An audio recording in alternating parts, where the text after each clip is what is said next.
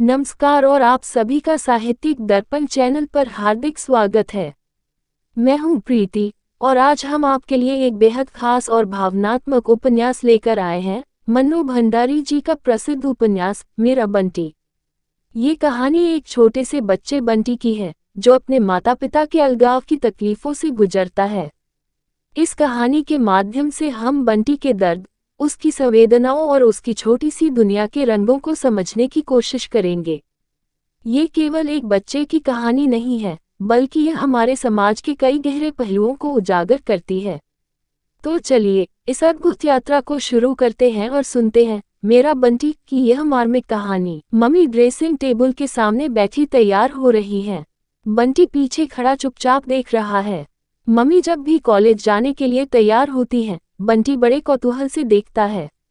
जान तो वह आज तक नहीं पाया, पर उसे हमेशा लगता है कि ड्रेसिंग टेबल की इन रंग बिरंगी शीशियों में, छोटी बड़ी डिब्बियों में जरूर कोई जादू है कि मम्मी इन सबको लगाने के बाद एकदम बदल जाती है।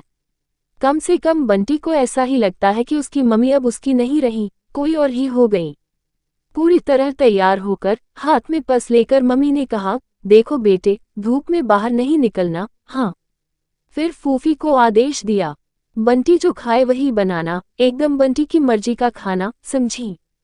चलने से पहले मम्मी ने उसका गाल थपथपाया, बालों में उंगलियां फंसाकर बड़े प्यार से बाल झंझोड़ दिए।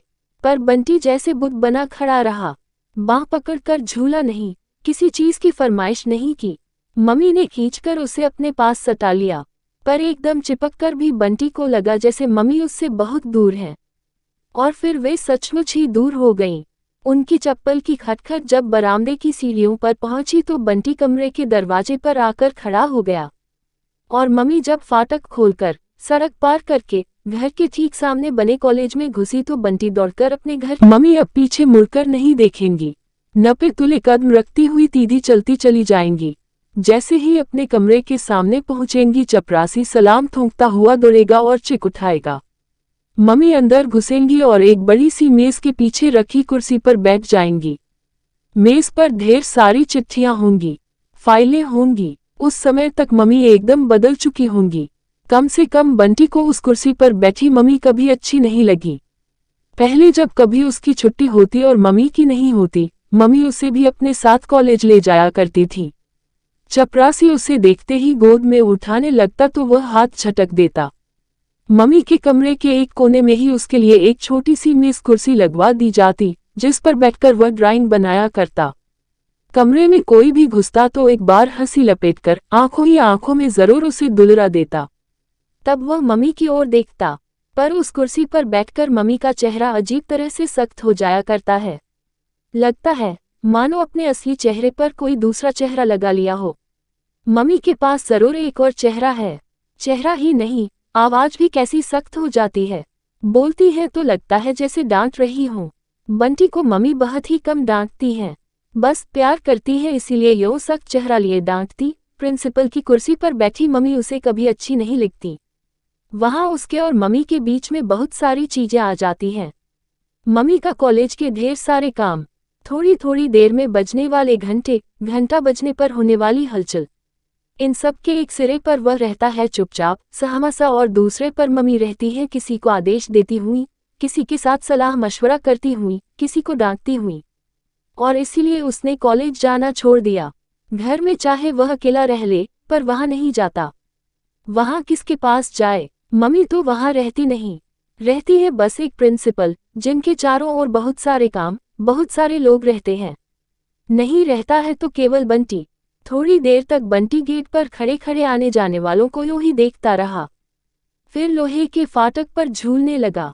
सामने से दो लड़के साइकिल पर बातें करते हुए गुजर गए तो उसने सोचा, थोड़ा और बड़ा हो जाएगा तो वह भी दो पहिए की साइकिल खरीदेगा। वह जानता है मम्मी उसे कभी बाहर निकलकर साइकिल नहीं चलाने देंगी। जाने क्यों, उन्हें हमेशा यही डर लगा रहता है कि वह बाहर निकला और एक्सीडेंट हुआ। वह जरूर बाहर चलाएगा। पुलिया पर जब बिना पैडल मारे ही फर्राटे से साइकिल उतरती है तो कैसा मजा आता होगा।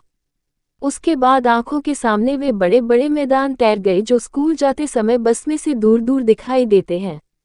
मैदान के दूसरे सिरे पर बनी हुई पहाड़ियां, जिनके पीछे से सूरज निकल डूबकर दिन और रात करता है।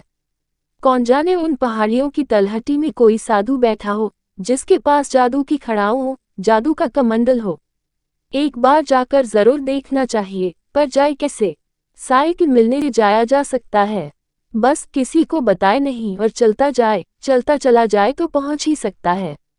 पर मम्मी को मालूम पड़ जाए तो बाप रे, मम्मी उसे बहुत ज्यादा घर से बाहर नहीं जाने देती हैं।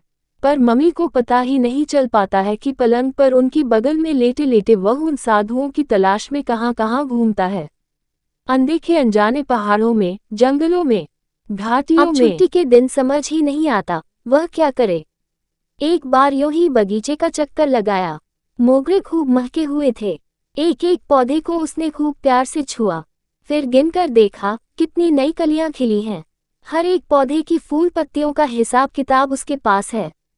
एक दो पौधे की पत्तियां गंदी लगी तो जल्दी से पाइप लेकर उनको धोया, कुछ इस ढंग से जैसे मम्मी सवेरे सवेरे उसका मुंह धुलाती है। बस हो गए साफ। चलो अब हवा में झूलो। भीतर आया तो कमरे में घुसते ही नजर ड्रेसिंग टेबल पर गई। वही रंग बिरंगी शीशियां और मम्मी का वही सख्त चेहरा याद आ गया, रूखा रूखा और एकदम बदला हुआ। कैसे बदल जाता है चेहरा। और तब न जाने कितनी बातें एक साथ दिमाग में घुमड़ने लगी। तुम यहाँ खड़े खड़े क्या कर रहे हो बंटी भैया? चलकर नहा काहे नहीं लेते? हाथ में झाड़ लिए फूफी घुसी तो बंटी ने झाड़ छीन लिया और उसके हाथ पर झूलता हुआ बोला, फूफी वह कहानी सुनाओ तो सोनल रानी की, जो सचमुच में डायन थी और रानी बनकर रहती थी। एलो और